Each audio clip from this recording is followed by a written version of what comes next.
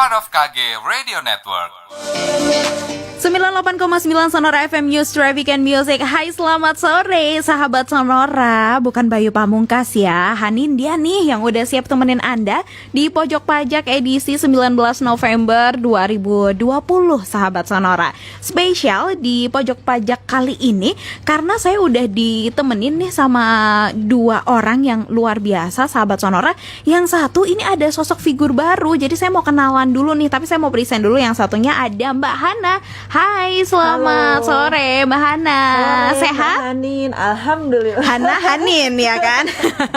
Nah itu udah kedengeran suaranya sahabat Sonora. Ada Mas Allah, apa kabar? Halo, apa kabar juga? Waduh. Ini saya mau ralat lomba, nama saya masa ditulisnya masalah. Masalah saya apa? Saya nggak salah apa-apa dibilang masalah. Loh, ada masalah? Saya itu Allah. Nama saya itu Allah Hadikusumo Mangkurondo Limo. Waduh. Waduh, mantep ya, namanya rada berat ya. Berat banget.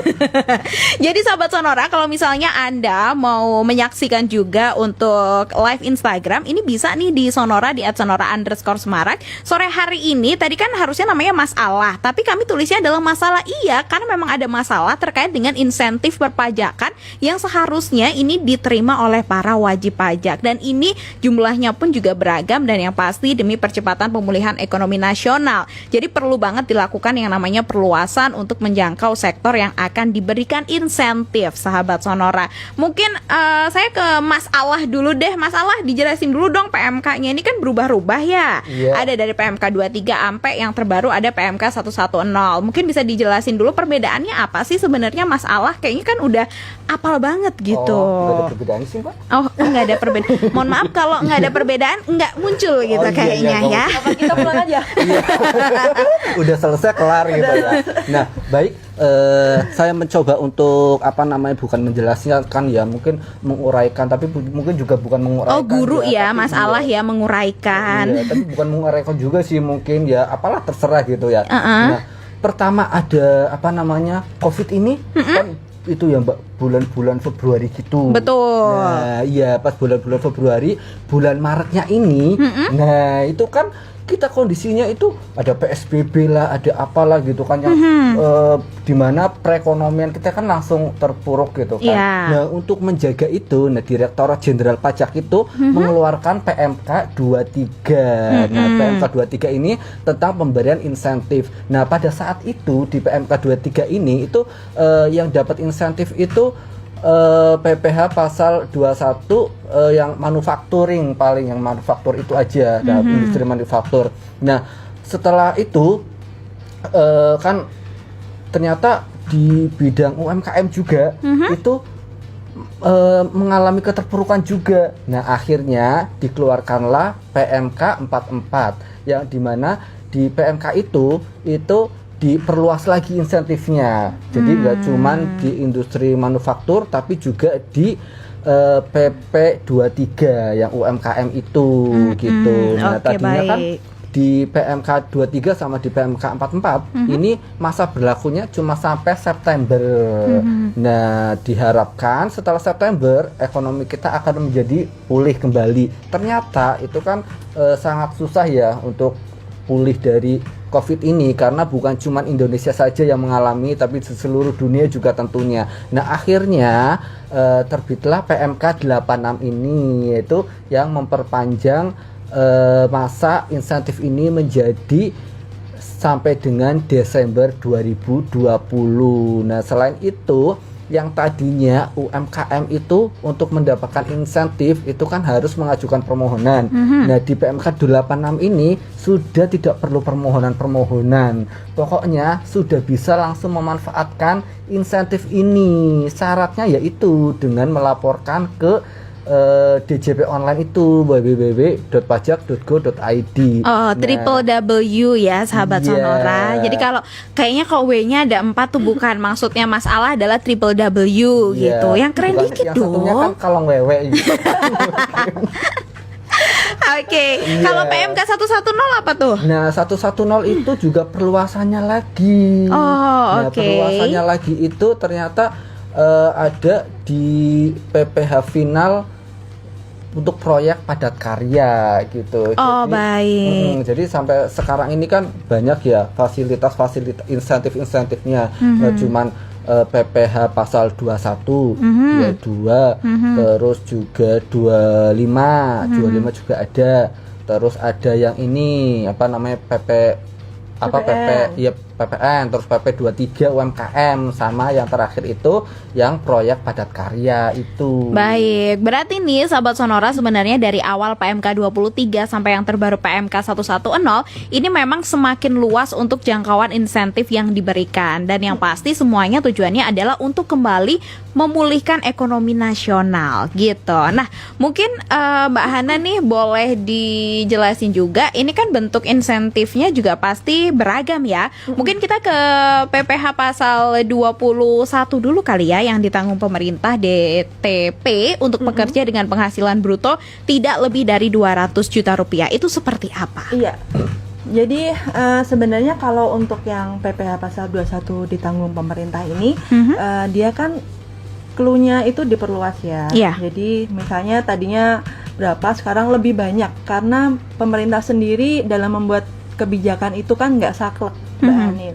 Jadi ketika pertama kali diundangkan, melihat perkembangannya, ternyata yang terdampak itu lebih banyak lagi untuk klasifikasi usahanya, maka ditambahlah untuk clue-cluenya. Iya, baik. Nah, insentif ini memang diberikan kepada perusahaan-perusahaan seperti yang tadi disampaikan tadi ya, yang terdampak itu karyawannya tidak dipungut, tidak dipotong Ya, penghasilan PPh dipotong. 21-nya. Oke. Jadi itu dikembalikan ke penghasilan mereka. Oh, baik. Seperti itu. Berarti kalau misalnya tadinya ada potongan pajaknya tuh, ada Iya. PPh-nya, itu berarti sekarang udah nggak ada. Udah nggak ada. Ditanggung sama pemerintah. Berarti ada sebenarnya, tapi udah ditanggung duluan sama pemerintah. Nah, kalau kayak gitu, itu harus kayak laporan juga nggak sih? Apa ya udah nggak usah aja, kan udah ditanggung sama pemerintah gitu? Loh, tetep dong harus laporan, Harus Mbak. mengajukan permohonan. Soalnya kan oke. gimana kita bisa tahu PPh yang mau ditanggung pemerintah itu berapa kalau nggak ada laporannya, ya kan? Iya, mohon maaf nih sahabat Sonora, saya rada takut ya, soalnya ini dipelototin gitu. Padahal kan gue imut banget. Oh my Mbak. Iya. Iya. Jadi memang ada ini pemberitahuan yang harus disampaikan oleh si pemberi kerja itu kepada kita, dan semuanya itu fasilitas ini bisa dimanfaatkan. Sebenarnya mudah ya Mbak, tinggal klik aja di www.pajak.go.id. Tapi kalau misalnya nanti ada beberapa perusahaan yang mungkin ada kesulitan dalam pemanfaatannya, itu bisa juga konsultasi ke kami melalui lini-lini yang sudah disediakan. Baik. Nah, Mbak, saya mau memberitai. Maksudnya itu berita ya, Mbak. oh iya. Berita mendapat awalan MEI. Jadi kan memberitai. Iya, terserah masalah aja deh Iya. ya. Nah, Asal nggak nambahin masalah aja. Itu, Mbak, kita itu ada single login. Apa itu? Single login itu sekali login sudah banyak banyak layanan di situ di DJP oke. online atau tadi yang www.pajak.go.id. Oh, berarti itu di berarti situ gimana maksudnya? Masukin satu doang. Iya, Masuk kita ke situ tinggal doang. punya login di situ. Nanti kita mau bayar pajak, mau lapor pajak, mau permohonan insentif, mau laporan yang insentif, itu semuanya ada di situ.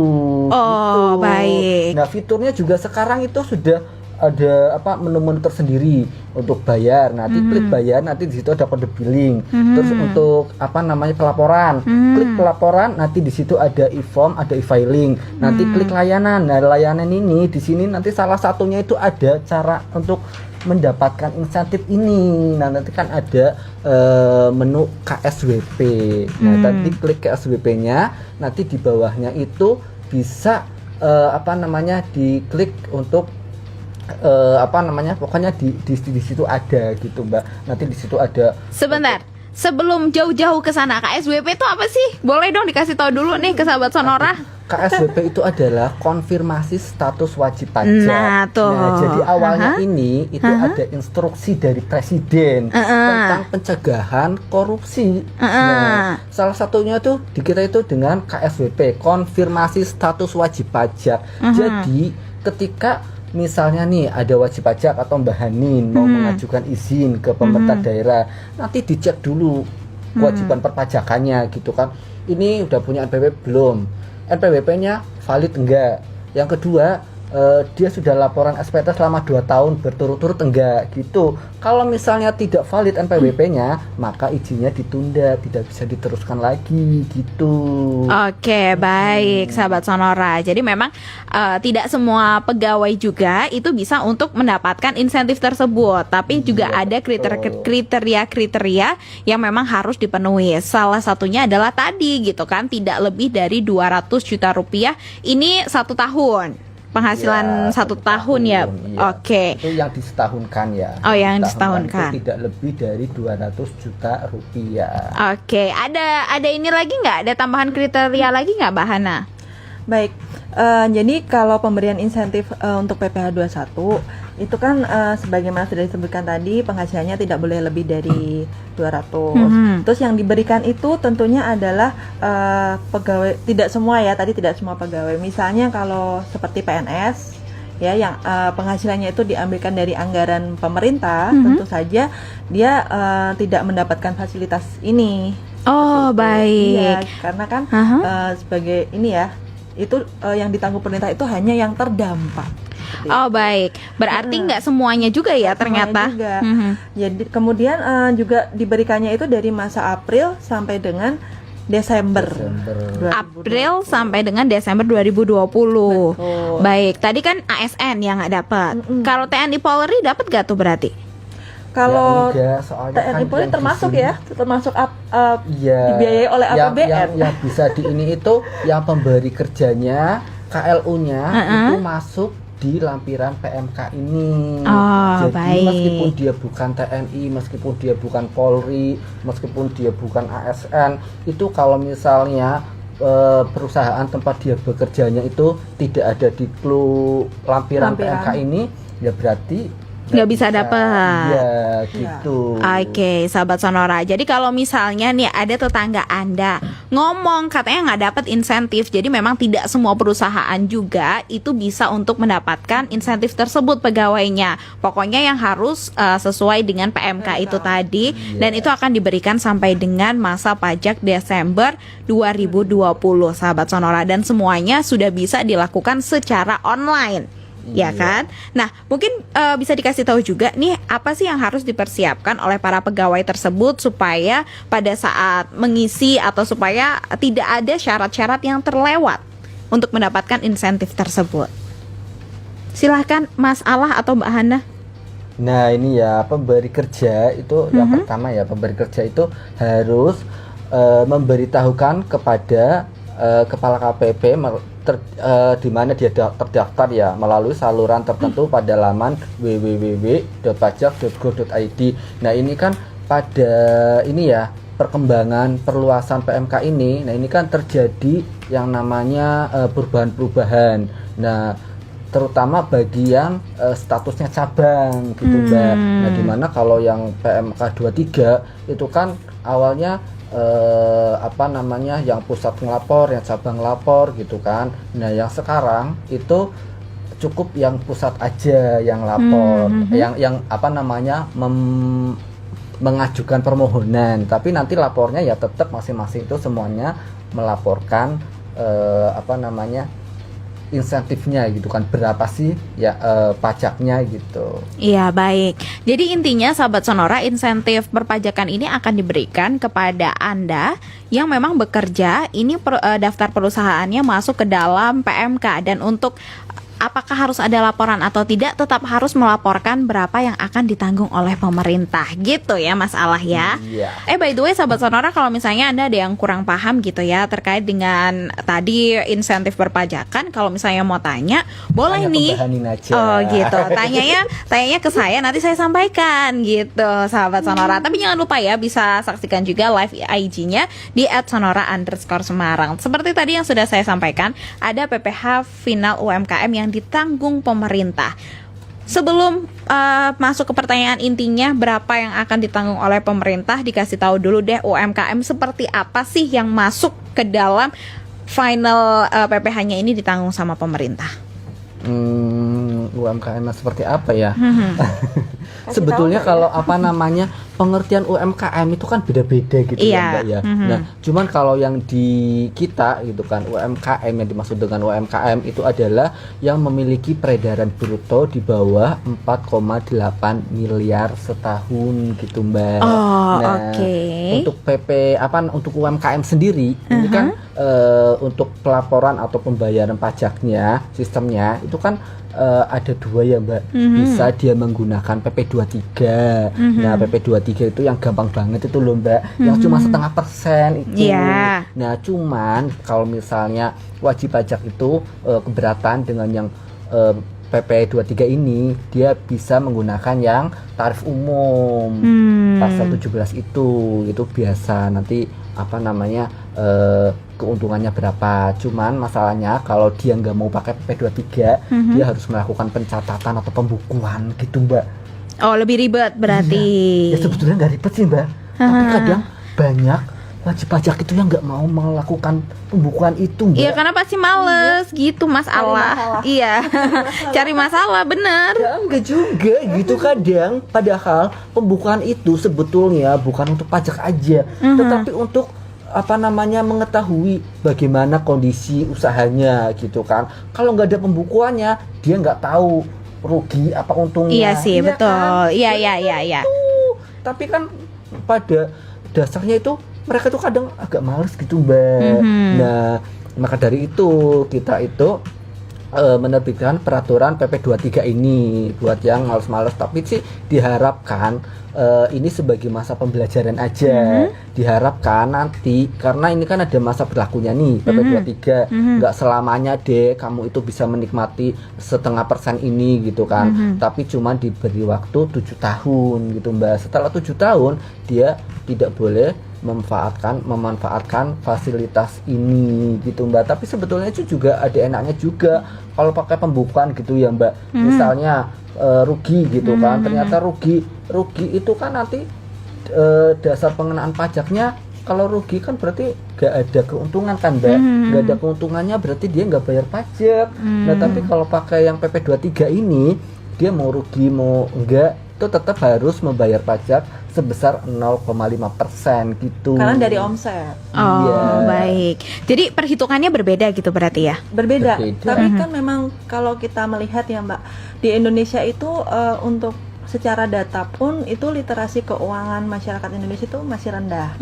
Jadi ketika dengar kata pembukuan, Udah males duluan. iya, jadi kami juga menyadari mungkin orang yang sedang berusaha, terutama usaha kecil menengah, itu belum tentu semuanya mengetahui tentang bikin pembukuan itu seperti apa. Iya. Walaupun itu pembukuan simpel, itu biasanya memang lebih sering tuh nggak dicatat mungkin untuk Iya. pengeluarannya. Padahal kunci suksesnya usaha itu adalah di pembukuan itu Mbak. Bener Mbak. Kalau yang nggak ada pembukuan itu, Ini quote of the days dari Mas Ala. iya benar sekali itu.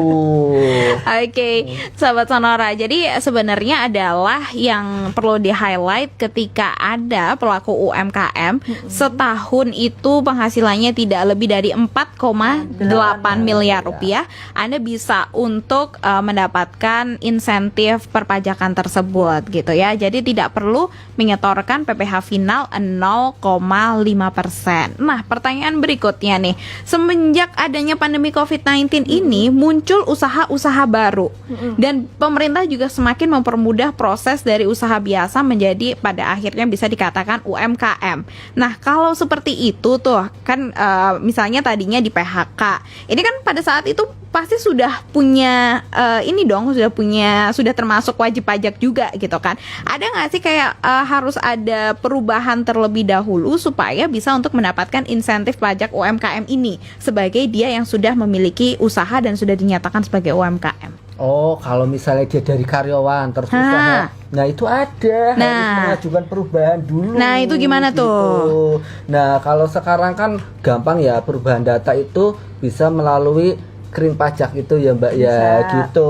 Kering pajak itu telepon berarti. Telepon. Oke. Iya. DJP online DJP juga. online iya. Nah itu soalnya gini Mbak, kalau misalnya tadinya pas daftar NPWP dia itu Statusnya karyawan. Nah nanti kan di situ status karyawan biasanya menunya akan berbeda dengan yang UMKM. Nanti insentifnya yang 21 tadi ya Mas. Iya.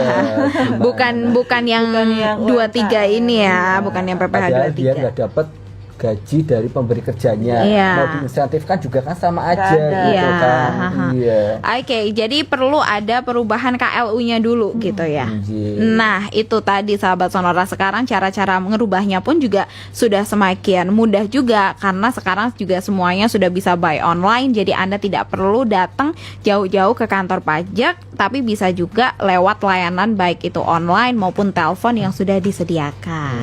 Nah, untuk ke depan nih, Mbak, ke depan itu rencana kita ada 3C ya Mbak ya. Apa tuh? 3C itu klik, call, counter. Widih.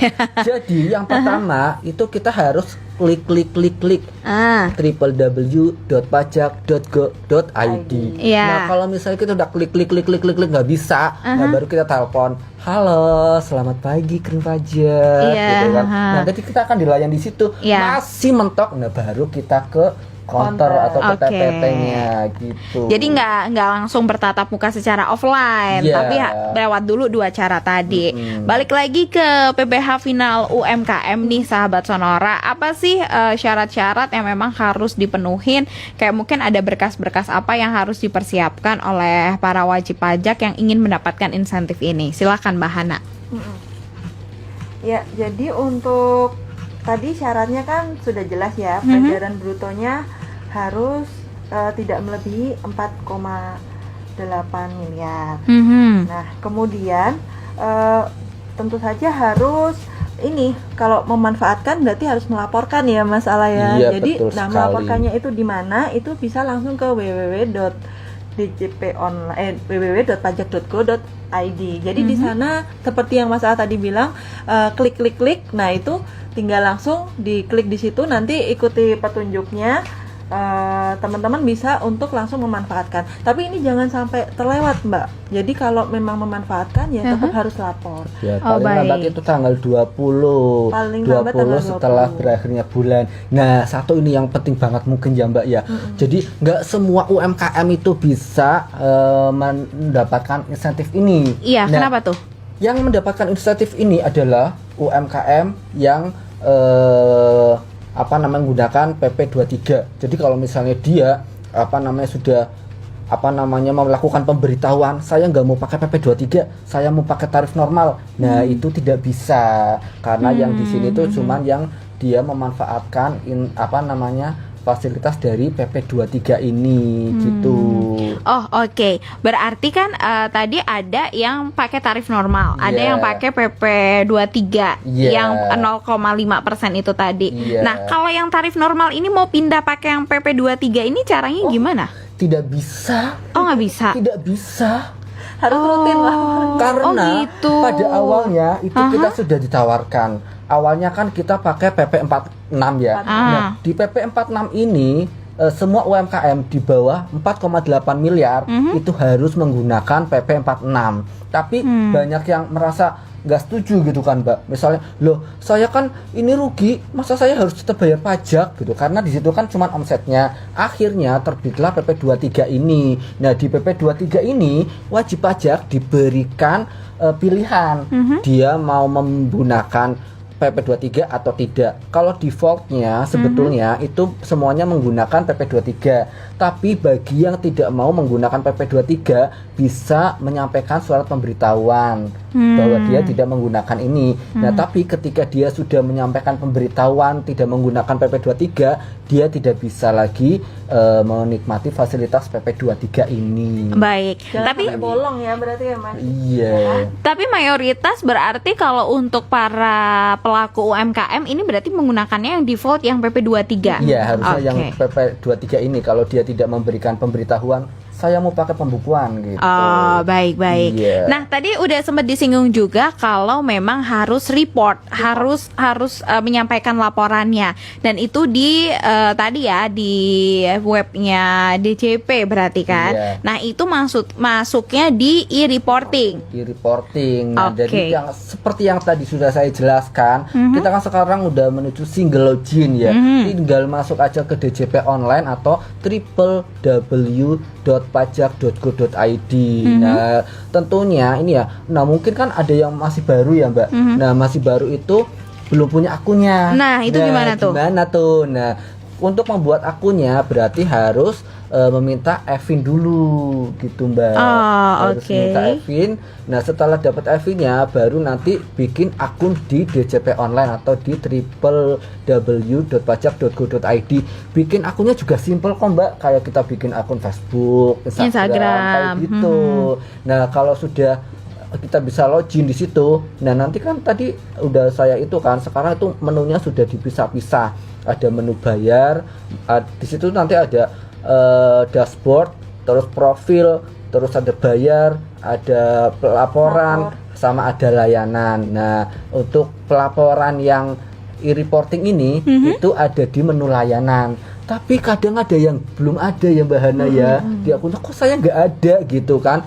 Tenang aja, tinggal nanti masuk ke profil. Nah, profil itu nanti ada aktivasi fitur layanan. Nah, di aktivasi fitur layanan itu nanti di situ ada banyak layanan, ada e-bupot, e-objection, ada yang lain, termasuk e-reporting. Nanti itu tinggal dikasih centang aja, nanti ubah perubahan aktivasi gitu kan. Nah, nanti udah masuk lagi langsung ternyata udah nongol yang e-reporting. Jadi sahabat Sonora memang menuju single login, tapi untuk fasilitas-fasilitas yang ada di dalamnya ini juga perlu dilakukan aktivasi terlebih dahulu. Sekali. Jadi tidak langsung Anda single login terus langsung tersedia semuanya. Jadi memang harus ada proses yang Anda lakukan terlebih dahulu. Nah, tadi terkait dengan e-reporting sahabat Sonora. Jadi kalau memang Anda ini PP atau masuk ke dalam kriteria yang bisa menerima insentif pajak final UMKM ditanggung pemerintah, jangan lupa juga untuk lapor di e-reporting. Ada nggak sih yang memang harus menjadi perhatian bagi pelaku UMKM terkait dengan mungkin realisasi yang laporan realisasi yang diisi di file Excel yang diberikan oleh ini nih, oleh teman-teman DJP. Mungkin jangan diganti namanya atau seperti apa? Iya. Nah, nanti kan di situ ketika kita udah masuk ke e-reporting gitu ya, Mbak ya. Nanti kan ada pilihannya di situ. Nah, kalau kita udah pilih di yang PP23 ini, karena di situ kan nanti banyak banget pilihannya. Ada PP23, ada PPh pasal 21 gitu kan. Nah, kita pilih yang mana. Nah, di situ kalau misalnya kita milih PP23, itu kan nanti muncul ini ya. Kalau misalnya loh kok nggak ada gitu kan. Nah, itu nanti kita harus klik yang tanda plus. Nah, tadi di situ tanda plus artinya tambah. Nah, buat menambah laporan. Nah, ketika kita udah pernah menambah laporan, nanti kan akan muncul di situ. Nah, terus apa aja, Mbak, yang mau dilaporkan di situ? Nah, di situ kan nanti ada lokasi usahanya, terus NPWP-nya, terus kalau misalnya dia bertransaksi sama instansi gitu, Mbak, instansi pemerintah kan biasanya dipotong gitu ya, Mbak ya. Nah, itu juga ada NPWP pemotongnya. Meskipun sih nanti kalau misalnya dia mendapatkan fasilitas insentif ini, itu juga nggak dipotong sama si instansi itu, cuman nanti ada prosedurnya sendiri gitu, Mbak. Gitu kan. Iya. Nah, terus nanti peredaran brutonya berapa, PPh-nya berapa gitu. Soalnya UMKM ini kan biasanya per bulan itu bisa berubah-ubah omsetnya gitu. Iya, ya, benar. Nah, itu yang harus dilaporkan. Jadi berapa sih yang mau ditanggung sama pemerintah? Jadi semuanya jelas, ada hitungannya sahabat Sonora. Kan misalnya nih bulan Januari Anda meningkat, bulan Februari agak menurun. Nah, itu kan juga harus dilaporkan juga supaya pemerintah tahu secara jelas berapa yang harus menjadi tanggungan dari pemerintah. Nah, inilah, Mbak, yang bikin kadang menurut para UMKM itu aduh repot banget sih, ini harus lapor kayak gini, harusnya kan nggak usah lapor gitu kan. Nah cuma seperti itu Mbak, kalau misalnya ya saya jadi anaknya Mbak gitu ya, Anaknya, terus, oh my ya, god, agak saya mau minta kaget uang loh. gitu kan, mau minta uang gitu kan, mau minta uang berapa kan, harus itu kan harus jelas minta uangnya berapa. Nah Iya, iya, kayak iya, gini iya. juga misalnya UMKM mau minta insentif, ya insentifnya mau berapa kan harus dilaporkan dulu. Kalau tidak dilaporkan kan kita juga tidak tahu gitu Iya, kan. betul. Insentif yang harus ditanggung sama pemerintah itu berapa. Tuh. Oke, sahabat Sonora. Jadi memang yang butuh kejelasan itu nggak cuman Anda ketika nunggu pasangan, tapi pemerintah juga butuh kejelasan. Ya kan, kejelasan berapa memang yang harus ditanggung oleh pemerintah. Tapi yang memang perlu ada garis bawahi nih sahabat Sonora, tidak semua UMKM bisa menikmatin ini.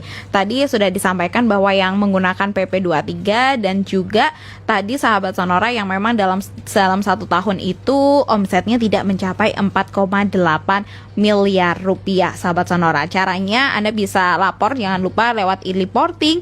Terus habis kayak gitu di situ sudah ada step-stepnya, bisa untuk Anda ikutin aja.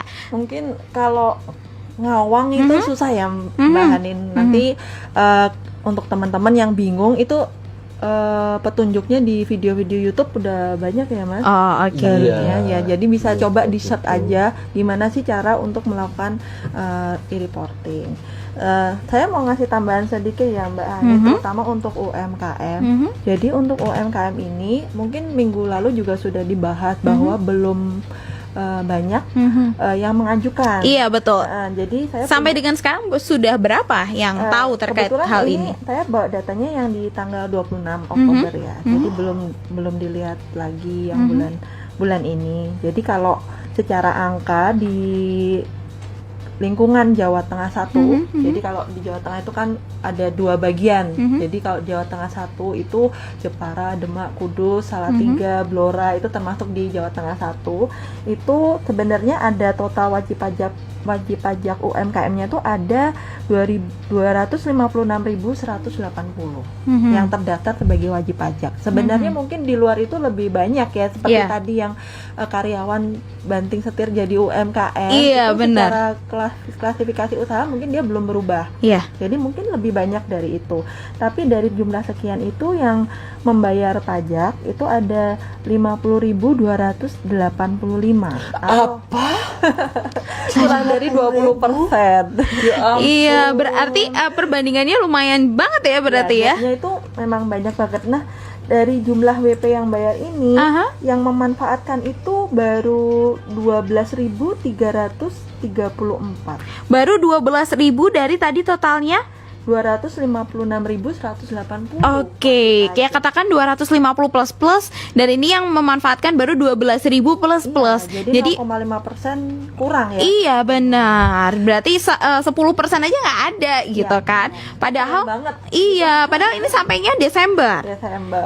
Oke, jadi masih Kira-kira ada kenapa ya, Mbak, waktu. ya? Kenapa nggak pada itu ya? Padahal kan caranya juga gampang gitu Iya, ya. mungkin Terus kalau belum misalnya- ngerti gitu kan. Belum ngerti caranya. Belum ngerti caranya bisa.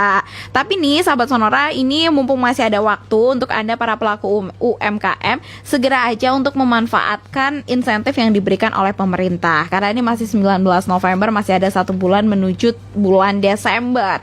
Jadi masih ada waktu, segera aja untuk memanfaatkan insentif tersebut. Ada nggak sih notes yang harus diperhatikan oleh para pelaku UMKM terkait dengan ingin mendapatkan insentif ini?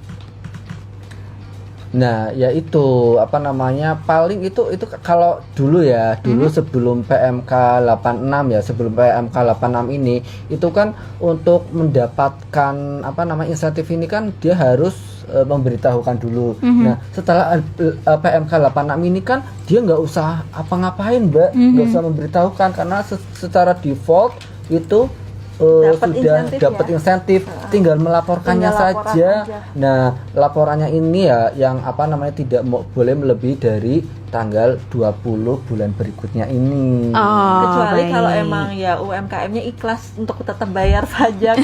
Oh gitu mungkin Mbak. Iya, pengen bantu negara jangan dilarang. Iya, Masih jangan dilarang. Iya.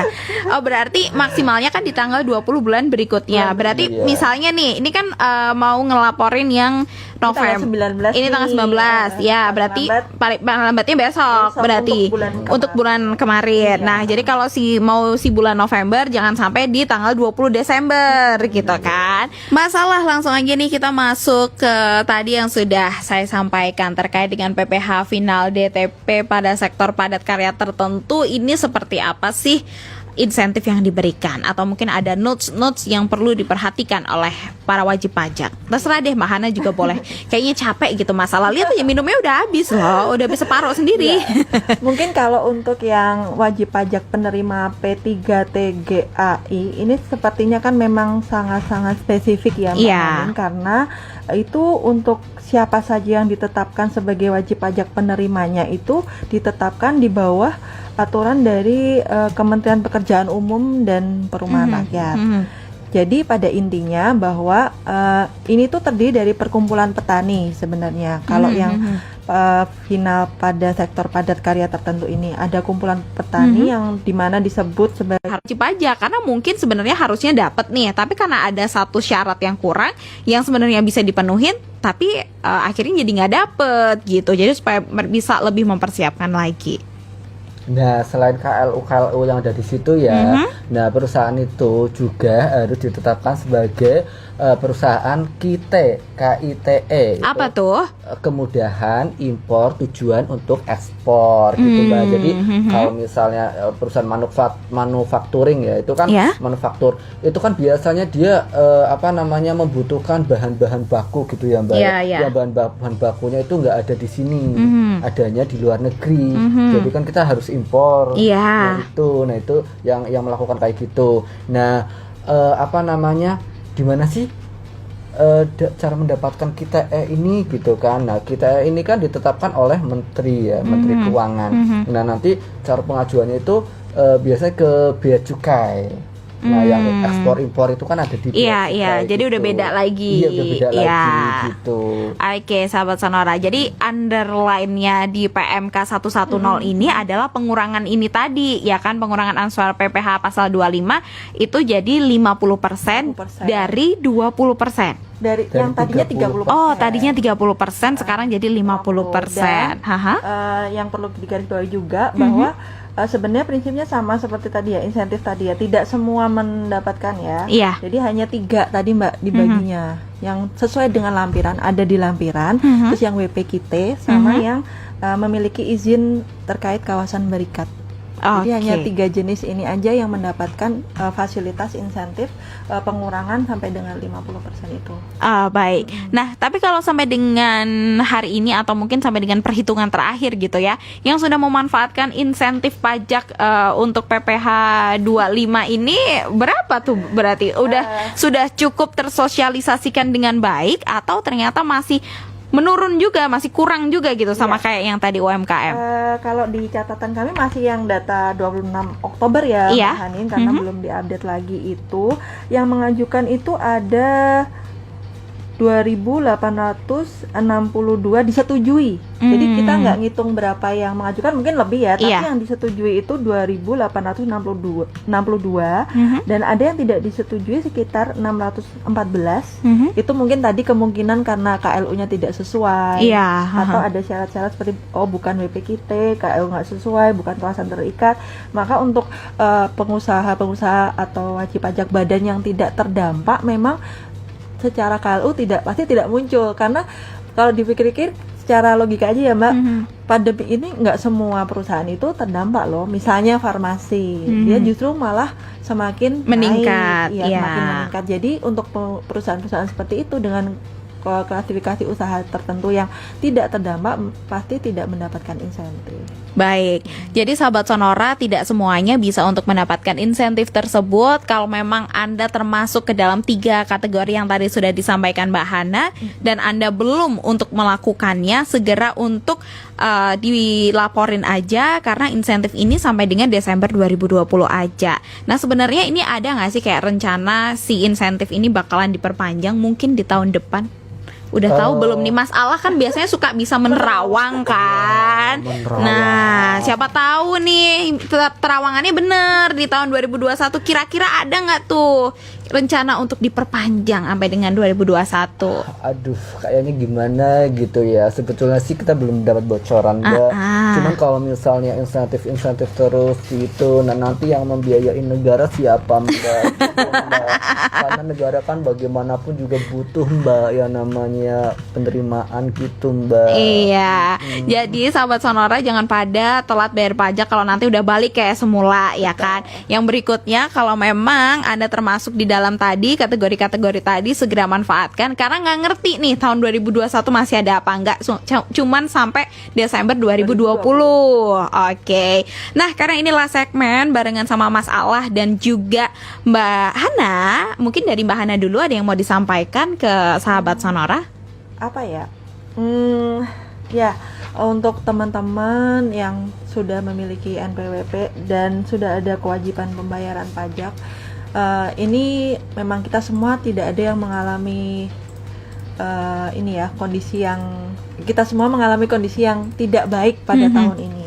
Ya, setidaknya kita akan berharap di tahun depan itu kondisi semakin baik. Jadi kalau bisa jangan mendoakan insentif ini diperpanjang karena itu adalah doa juga, berarti coronanya belum berakhir ya. Iya. Jadi kita sebaiknya positive thinking. Kalau memang teman-teman terdampak ya segera manfaatkan dan segera bangkit lagi perekonomian dan juga kesehatan di Indonesia. Oke, masalah deh terakhir. Oke, nah bagi sahabat Sonora dan kawan pajak di seluruh dunia, seluruh Indonesia aja deh. Nah jangan lupa ya follow @pajakjateng1. Nah karena di situ banyak informasi-informasi tentang perpajakan. Di antaranya salah satunya adalah insentif ini.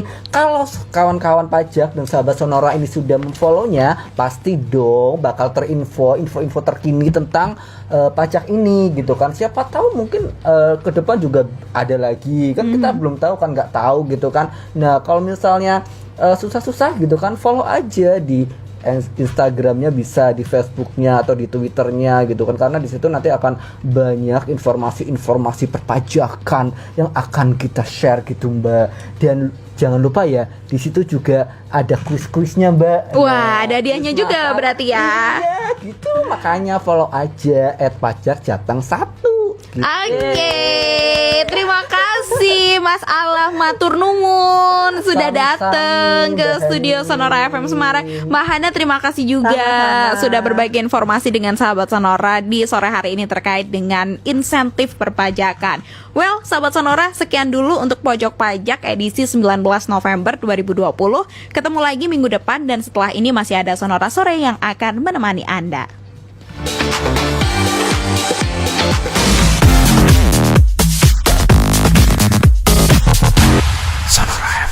Part of KG Radio Network.